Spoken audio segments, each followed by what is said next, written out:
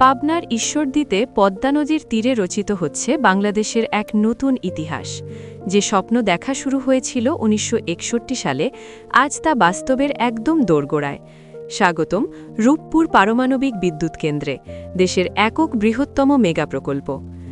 বাংলাদেশ পরমাণু শক্তি নিয়ন্ত্রণ কর্তৃপক্ষ আনুষ্ঠানিকভাবে রূপপুর প্রকল্পের প্রথম ইউনিটের জন্য কমিশনিং লাইসেন্স ও বিদ্যুৎ উৎপাদনের অনুমোদন দিয়েছে। এর মানে হল, বাংলাদেশের প্রথম এই পারমাণবিক কেন্দ্রটি এখন পরীক্ষামূলক বিদ্যুৎ উৎপাদনের জন্য পুরোপুরি প্রস্তুত।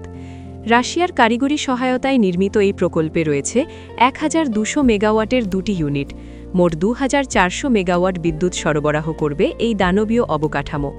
এই পাওয়ার প্ল্যান্টের আয়ুষ্কাল ধরা হয়েছে ১০০ বছর, যা আমাদের জাতীয় জ্বালানি নিরাপত্তার প্রধান স্তম্ভ হয়ে দাঁড়াবে। খুব শিগগিরই প্রথম ইউনিটের চুল্লিতে পারমাণবিক জ্বালানি বা ইউরেনিয়াম লোডিং শুরু হবে। কয়লা বা তেলের বদলে এখানে ইউরেনিয়াম বিভাজনের মাধ্যমে উৎপন্ন তাপ কাজে লাগিয়ে তৈরি হবে বিপুল পরিমাণ পরিবেশ বান্ধব ক্লিন এনার্জি।